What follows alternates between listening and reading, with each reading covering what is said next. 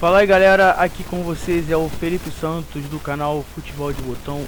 Hoje é dia de série aqui no canal, mas antes disso vocês deixem o seu like, seu joinha, se inscreva no canal, ative o sininho de notificações, compartilhe os vídeos e vem comigo que lá vem história.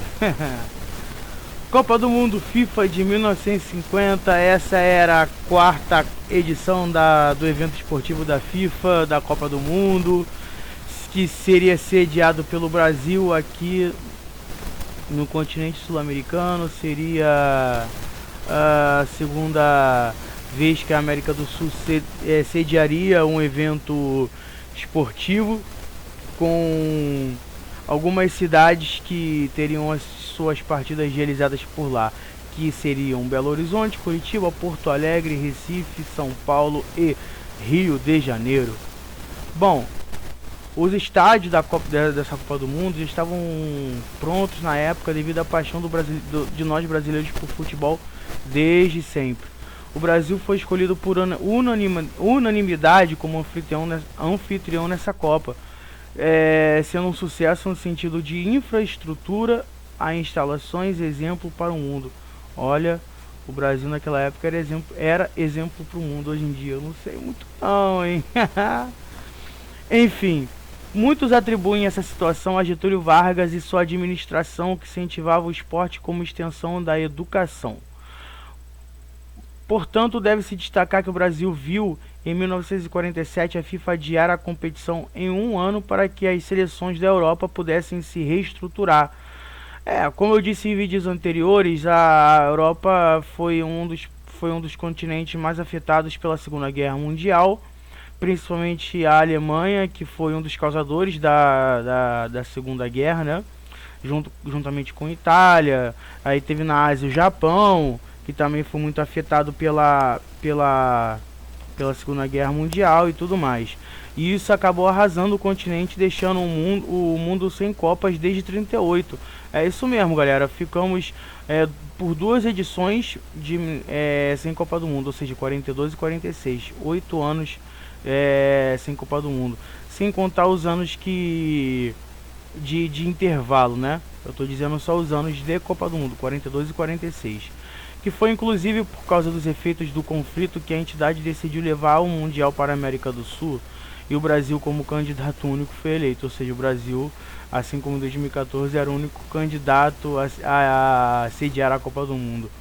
A Alemanha até bem que tentou, a Alemanha queria, mas a FIFA se negou e tudo mais por causa da guerra, e era o que o Hitler queria também levar para lá. Eu expliquei isso em vídeos anteriores aqui no canal. Quem quiser, assista os vídeos falando sobre as Copas de 34 e 38 principalmente, da onde eu explico um pouco sobre o nazismo, sobre o que foi o fascismo, sobre como o Mussolini conseguiu levar a Copa do Mundo para a Itália, e o Mussolini fez o que fez, né? Enfim, a CBF antiga, a CBD, não colocou empecilhos na decisão da FIFA de adiar em um ano a competição. E mesmo com 12 meses a mais para entregar os estádios, o Brasil até que conseguiu se complicar. Não havia exigências com transportes, aeroportos, hospitais ou outros itens na infraestrutura. O único pedido era estádios padrão FIFA. O caderno de encargos da entidade não tinha 420 páginas como hoje. A FIFA só pedia arquibancadas para no mínimo 20 mil torcedores, alambrados, cabines para a imprensa e autoridades e túneis interligando os vestiários ao gramado. A presidência da República chegou a formar a comissão de estádios, mas mesmo assim nenhum ficou pronto com antecedência, o que não é novidade nenhuma pra gente, né? Nem o Pacaembu, inaugurado em 1940, considerado moderno à época e que havia passado por uma ampla reforma.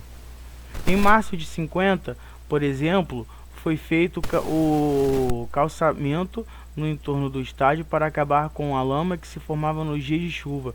Reformado o sistema de drenagem do gramado, foram abertos 2 novos portões para facilitar a entrada e a saída do público e construindo um ambulatório médico. Em 1º de junho de 1950, 23 dias antes da abertura da Copa, no entanto, vistoria feita pelo presidente da Federação Italiana de Futebol e delegado da FIFA, Ottorino Barazzi, constatou que o tamanho do gramado não era adequado, assim como a área da imprensa. 16 seleções nacionais foram qualificadas para participar desta edição do campeonato, sendo 8 delas europeias. Vamos às seleções que disputou a Copa do Mundo do Brasil. Itália, Suécia, Suíça, Espanha, a antiga Iugoslávia, Inglaterra, Escócia e Turquia. 7 americanas: Brasil, Uruguai, Chile, Paraguai, Bolívia, Estados Unidos e México. E uma asiática, a Índia. A seleção da Inglaterra fazia sua primeira participação na competição. A edição teve 3 grandes goleadas. O Uruguai goleou, melhor dizendo, a Bolívia por 8-0, Brasil 7-1 na Suécia e Brasil 6-1 na Espanha. O Brasil estava jogando muito nessa Copa. Eu tenho que falar isso porque isso foi um destaque. E dentre esses destaques, teve os destaques da Copa, né? Os jogadores que mais se destacaram, que foi o Roque Maspoli, o Obdúlio Varela, do Uruguai, o Alcides Didia, também do Uruguai, e o Juan Schiaffino, também do Uruguai. E Ademir de Menezes, Zizinho, Jair da Rosa Pinto e José Carlos Bauer, do Brasil. Durante a década de 40 não houvera a realização das Copas previstas, pois a tragédia da Segunda Guerra Mundial mobilizara o mundo para o esforço de guerra e impedir a realização dos certames.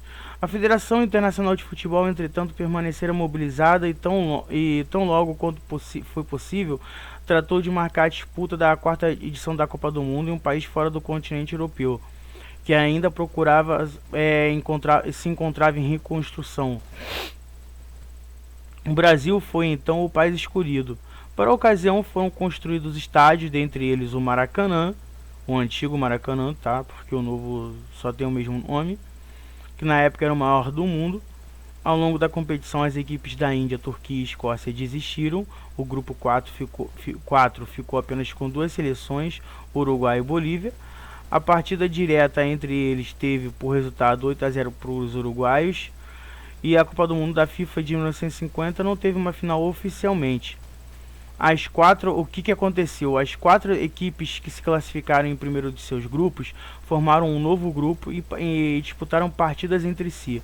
A Espanha e a Suécia foram goleadas pelo Brasil e eliminadas por placares apertados pelo Uruguai. A última partida era coincidentemente entre o primeiro e o segundo colocado, que até então não haviam perdido na competição. A última partida da Copa ficou conhecida como Maracanaço. Todo mundo sabe por quê, né?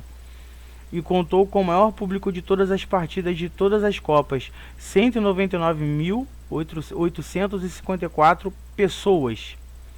Ela ocorreu em 16 de julho no estádio do Maracanã. O Brasil, embalado pela excelente campanha, pelo apoio da torcida, pela liderança e pelo elenco vitorioso, abriu o placar aos 47 minutos com gol de Friaça. O Uruguai, 19 minutos depois, empatou a partida com Schiaffino. O empate daria o título do campeonato aos brasileiros, a nós brasileiros no caso. Porém, entretanto, aos 79 minutos, Didia virou o placar para os uruguaios, dando o segundo título ao Uruguai. Essa partida é considerada uma das maiores decepções da história do futebol brasileiro, se não fosse o 7-1, tá? Detalhe dessa partida é que o Brasil, como eu disse aqui, ele precisava apenas do empate para ser campeão, por esse fato de que a Copa do Mundo não teve uma final exatamente. Como eu expliquei, eram formados grupos, mas por desistências no grupo do Uruguai entre as equipes europeias, né, europeias, Turquia e Escócia, o Uruguai e a Bolívia decidiram quem ia para o mata-mata, quem ia para a fase final de grupos, que aí se formaria um novo grupo com os campeões de cada grupo da primeira fase para decidir o campeão.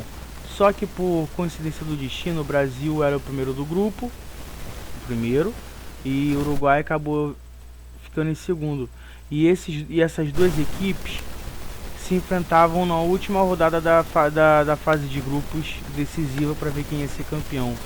Se por um acaso, vou dar um exemplo aqui, o Uruguai tivesse tropeçado em uma dessas partidas antes de enfrentar o Brasil já entraria campeão do mundo contra o Uruguai, fazendo uma partida bem dizer amistosa, e o resultado pouco importaria. Porém, não foi assim que aconteceu. Ambas as equipes venceram todos os seus jogos, então o Brasil, pelo saldo de gol, jogaria pelo empate sim dentro do Maracanã. E o que se houve foi que o Brasil começou até muito bem a partida, fez 1 a 0 no primeiro tempo, no final do primeiro tempo, porém o Uruguai foi lá, empatou, virou o jogo, o Gija foi o cara que fez o gol, e o goleiro Barbosa do Brasil virou motivo de piada na época, por ser negro principalmente, o que eu acho um absurdo. Os tempos são outros, hoje em dia a gente sabe disso, mas a época, por ele ser negro, ele penitenciaram o goleiro brasileiro Barbosa por sei lá quantos anos. Ele mesmo disse que foi a maior penitência que um brasileiro já havia pagado sem ser preso, sem ter cometido crime algum, mas para os brasileiros era como se ele tivesse cometido um grande crime. E ele viveu sendo o culpado pelo Brasil não ter sido campeão nessa Copa do Mundo. Ele foi o culpado porque o Brasil quis arrumar um culpado, como sempre o Brasil quer arrumar um culpado, o Roberto Carlos em 2006 na Copa do Mundo contra a França, mas isso é assunto para a Copa do Mundo de 2006, o que também é errado dizer que o Roberto Carlos é o culpado, mas sempre tem que ter um, né, como teve o Dunga em 90, enfim, teve o Barbosa, só que o Barbosa foi uma penitência muito cara, e ele morreu com essa culpa nas costas dele. Depois do 7-1, acho que o espírito dele pôde descansar em paz, né?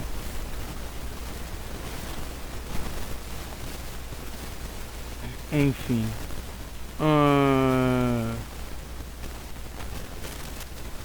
O cenário da Copa... Vamos continuar aqui. O cenário da Copa do Mundo na época era tudo por causa da Segunda Guerra Mundial. E a Copa do Mundo, que não vinha sendo disputada, como eu já disse aqui um pouco antes, desde 38... As Copas de 42 e 46 foram canceladas e a Federação Internacional de Futebol desejava ressuscitar a competição assim que possível.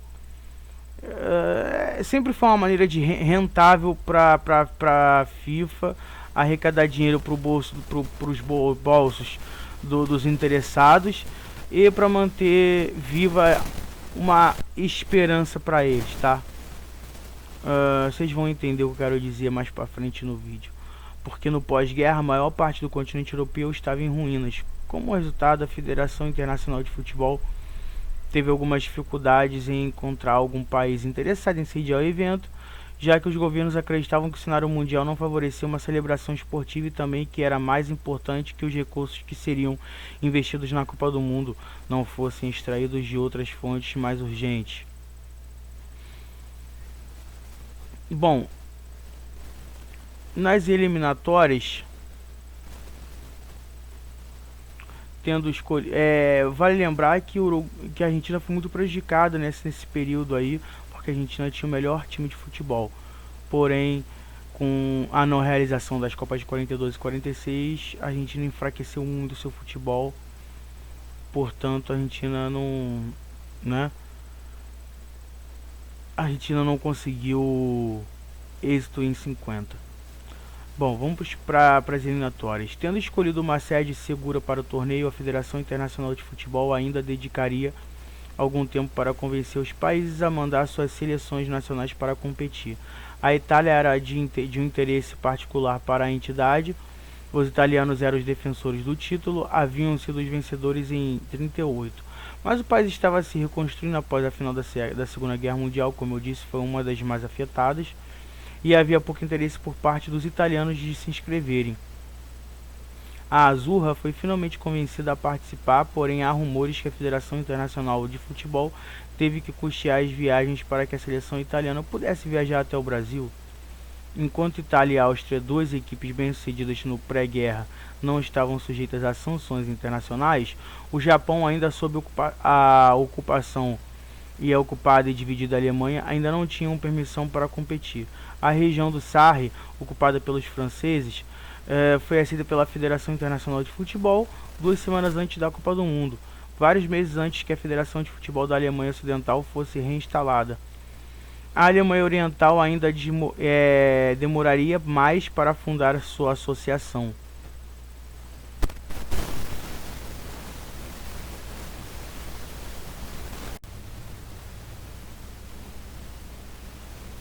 Bom, galera, desculpa aqui, tive que parar aqui para beber uma água porque eu tava com muita sede.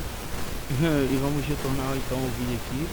Vamos falar das nações britânicas que puderam competir, tendo se reunido a Federação Internacional de Futebol 4 anos antes. Após 17 anos de alto exílio, foi decidido que o British Home Championship de 49-50 serviria de eliminatória como campeões se classificando. A Inglaterra terminou em primeiro e a Escócia em segundo, mas os escoceses optaram por não participar da Copa.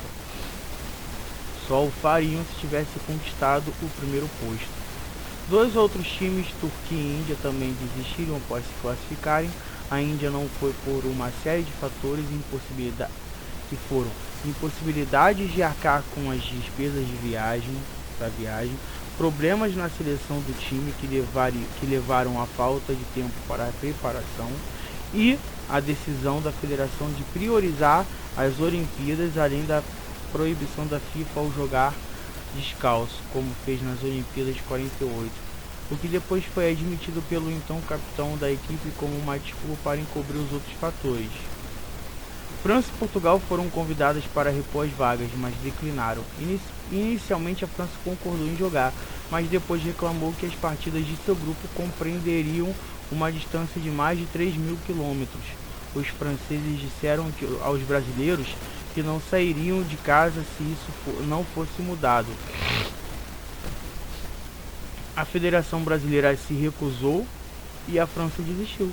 Sendo assim, ainda que 16 times estivessem originalmente previstos, somente 13 tomaram parte no torneio. Então, vamos aos estádios que a Copa do Mundo abrigou dentre os seus domínios. Tivemos no Rio de Janeiro, o estádio do Maracanã com capacidade de 200.000 pessoas. Em São Paulo, na capital de São Paulo, o estádio do Pacaembu, que tinha capacidade para 60.000 pessoas. Em Belo Horizonte, Minas Gerais, no estádio do Independência, com capacidade para 30.000 pessoas. Em Recife, no Pernambuco, o estádio escolhido foi o Ilha do Retiro, com capacidade para 20.000 pessoas. Tivemos em Porto Alegre, no Rio Grande do Sul, o estádio dos Eucaliptos, com capacidade para 20.000 pessoas. Em Curitiba, no Paraná, o estádio Durival Brito e Silva, com capacidade para 10.000 pessoas. Então foram esses quatro estádios que serviram de sede para a Copa do Mundo de 50.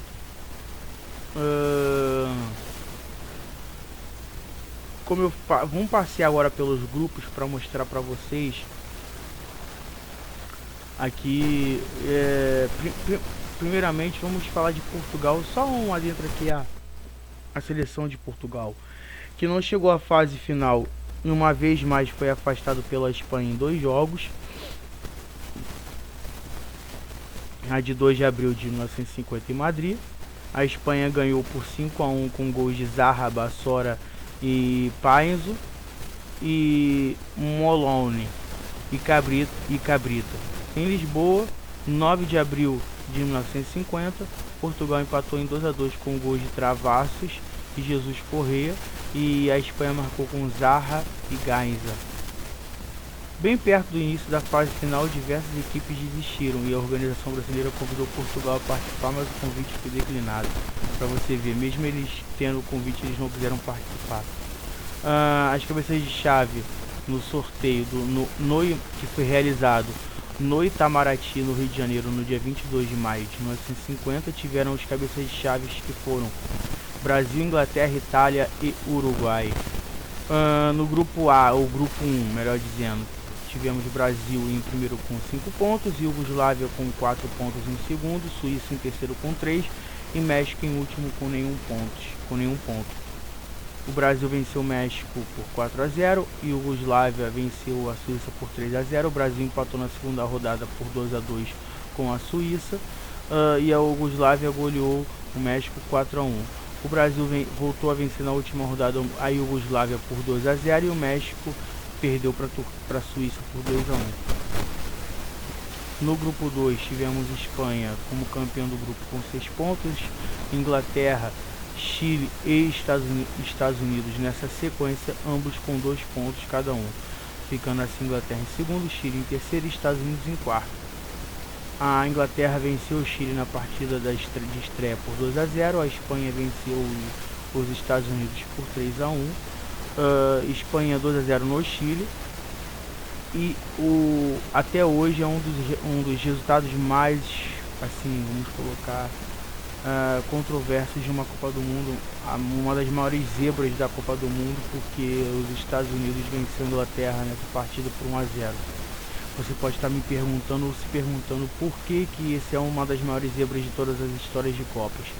Porque na época os Estados Unidos, diferente do que é hoje, uma pequena potência no mundo do futebol de seleções, os Estados Unidos já chegou a disputar quartas de finais de Copa. Nunca chegou entre os 4 melhores, porém hoje em dia ele é bem melhor do que já foi um dia, obviamente, né? Mas os Estados Unidos, por que eu disse isso? E apesar dele ter ficado em último do seu grupo, lembrando que na época cada vitória dava 2 pontos para a equipe vencedora, os Estados Unidos venceu a Inglaterra com um time de amadores. Os Estados Unidos e a Inglaterra já tinham um time profissional, enquanto que os Estados Unidos contavam com jogadores amadores que venceram a Inglaterra por 1-0. Foi a sua única vitória na Copa do Mundo, já que a Espanha venceu a Inglaterra na última rodada por 1-0 e o Chile venceu por 5-2 os Estados Unidos na última rodada.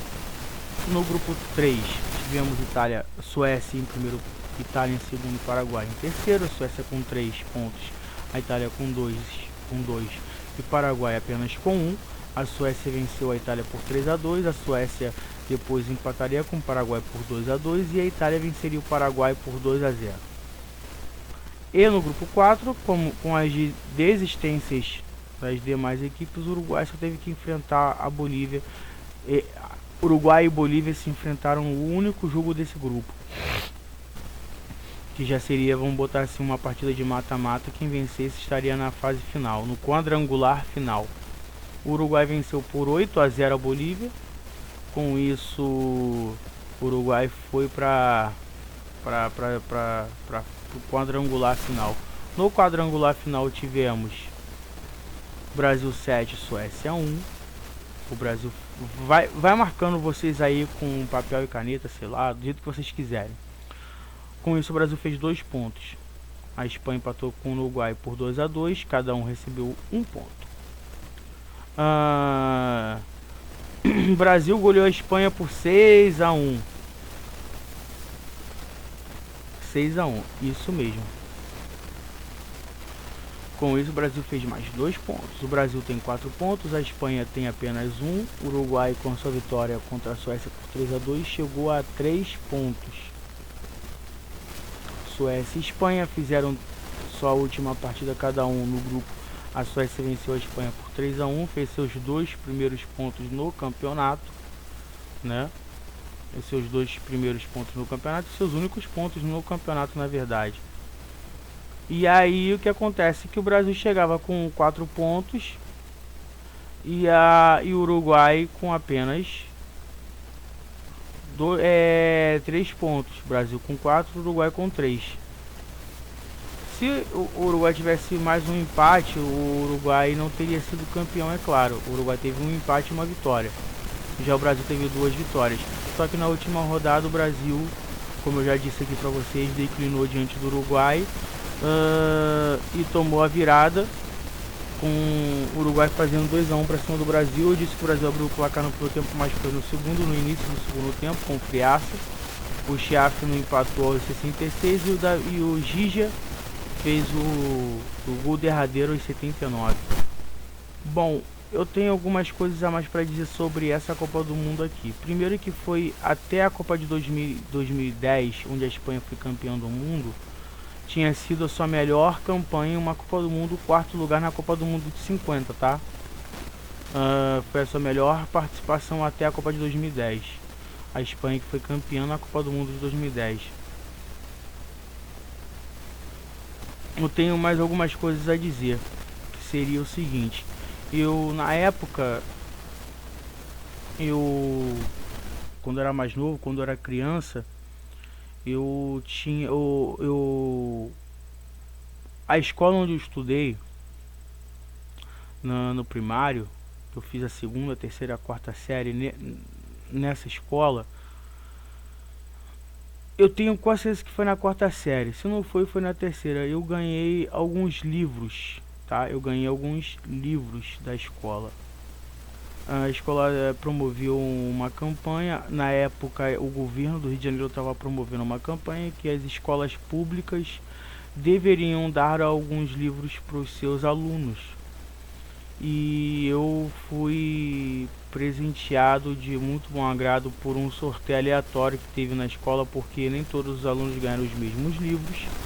Eu na época eu estava doido para ganhar um livro de piadas do Ari Toledo que tinha lá, que alguns colegas meus ganharam. Eu fiquei doido porque eu queria trocar e ninguém queria trocar. Eu lembro até hoje os livros que eu ganhei. Eu ganhei um livro falando sobre o sítio do Pica-Pau Amarelo, que eu achava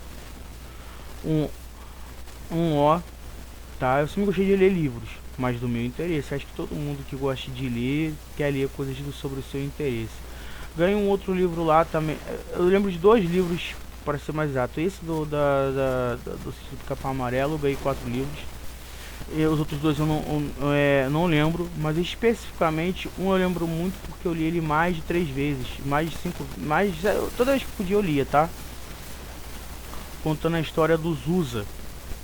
Eu tô falando sobre o Zusa aleatoriamente, uma história de futebol, aleatoriamente aqui nesse vídeo, que fala sobre a Copa de 50. Porque esse livro se passa esse livro é um livro biográfico, tá? Autobiográfico desse autor, que eu não lembro o nome, mas na sua infância ele era conhecido como Zusa.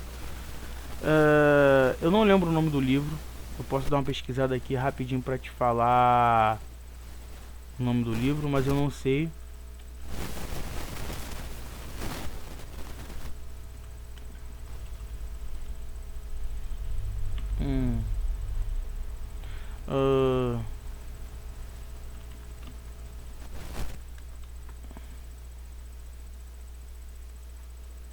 Mas não aparece aqui. Não aparece aqui, infelizmente. Eu tentei achar aqui mais de um jeito aqui, mas como eu não lembro,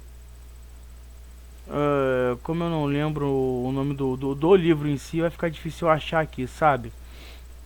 Mas era um livro que contava a história do Pelé. Já estou entregando aqui pra vocês a história do Pelé e do Zusa, que na época o Pelé se chamava Dico, que era o apelido de infância do Pelé.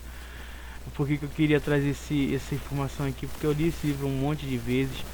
E assim, é um livro que conta a história de colegas de infância que decidiram montar um time de futebol para disputar um campeonato da sua cidade ali de futebol. E o Zusa, o personagem principal do livro, ele que era o melhor amigo do Dico, depois veio se tornar Pelé. Eles montaram um time deles.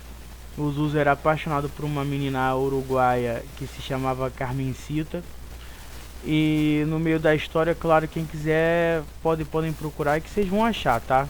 Eu não achei aqui o nome do livro, mas se vocês procurarem vocês vão achar. Pela descrição do livro, por alguns spoilers que eu tô dando pra vocês aqui.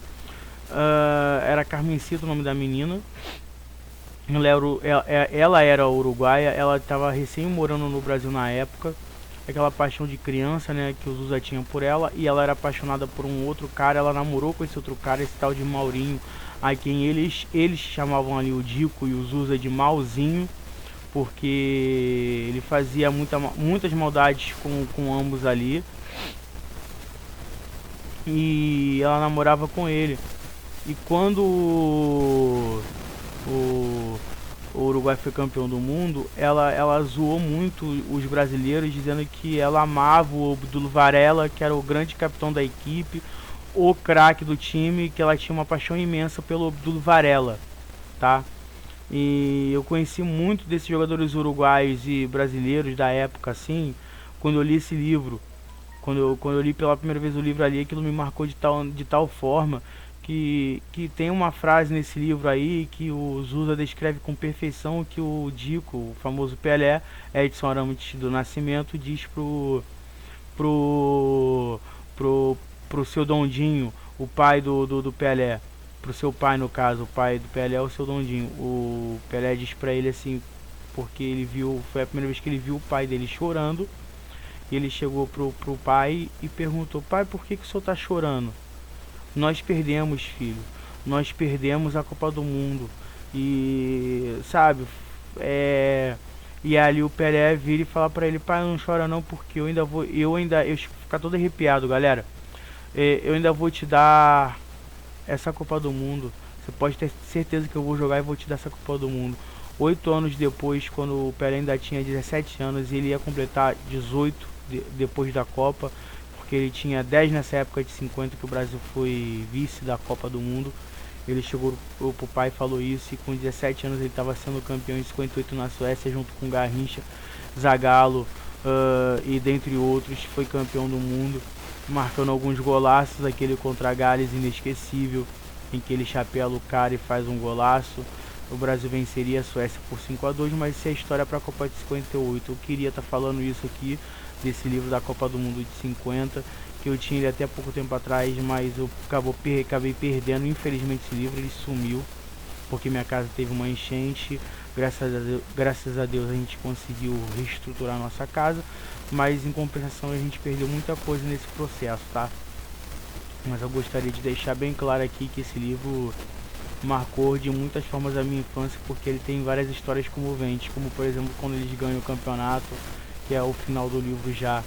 Eu já estou dizendo alguma coisa para vocês aqui sobre o Pelé vira e me fala que o mundo é o Pelé não, o Zusa, perdão.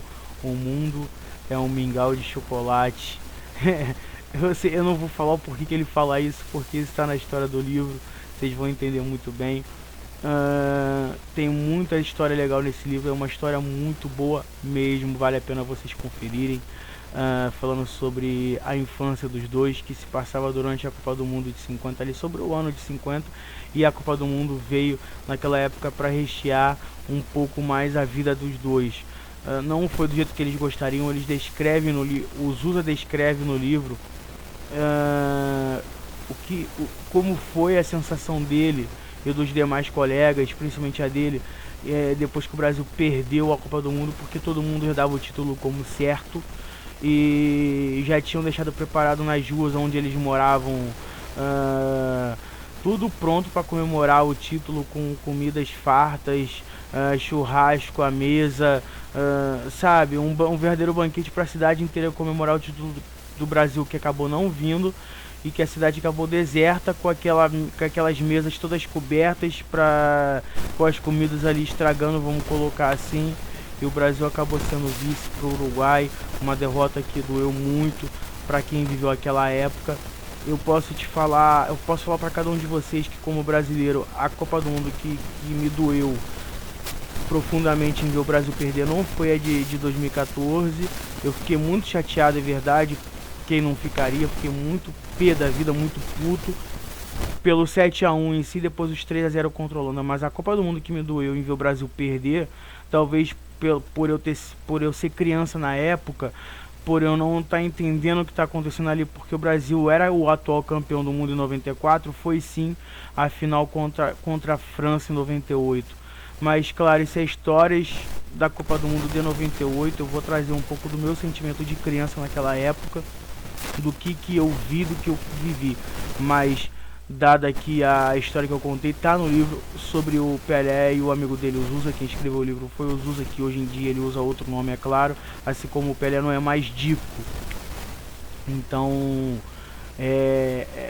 cultura. Eu vou deixar na descrição, eu vou achar o nome do livro aqui depois que acabar o vídeo, vou deixar na descrição desse vídeo mesmo, vou deixar ali embaixo na descrição do vídeo o nome do livro. Eu só não sei se eu vou conseguir achar um link para vocês baixarem em PDF o livro, tá? Mas o nome eu com certeza eu vou achar, vou dar uma pesquisadinha rapidinho, com mais calma depois que eu acabar o vídeo, para poder deixar para vocês aqui, quem quiser se interessar em ver se acha o livro em PDF para poder baixar ele, tá? Muito obrigado a todos, fiquem com Deus, tudo de melhor sempre, deixem um like de vocês, compartilhem os vídeos nas suas redes sociais e é isso aí.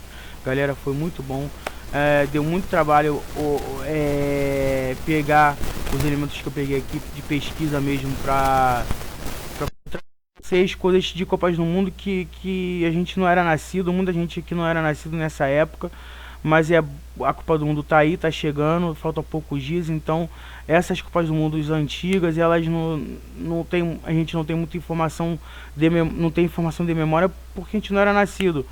Então dá trabalho sim fazer uma pesquisa, trazer alguns detalhes. E só para terminar o vídeo que eu esqueci de fazer, eu vou trazer aqui os artilheiros da Copa do Mundo, os vencedores, e a equipe do Mundial, né? Bom, o artilheiro da Copa do Mundo com 9 gols disparados na frente foi o Ademir de Menezes, do Brasil. Ele foi o artilheiro da Copa. E a seleção da Copa do Mundo, vamos ver se eu acho aqui.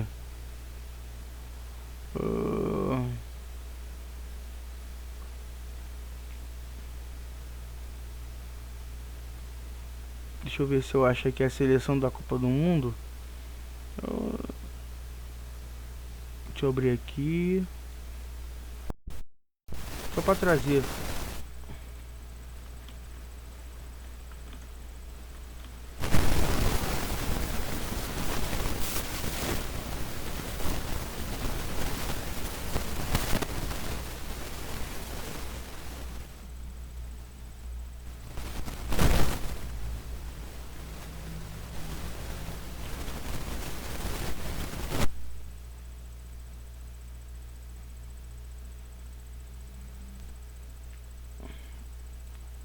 Não tem, eu não consegui achar aqui, eu vou ficar devendo pra vocês a seleção da Copa de 50. Eu não achei aqui pra mostrar pra vocês aqui, mas o artilheiro foi o Ademir de Menezes, do Brasil. Ele foi o artilheiro da Copa.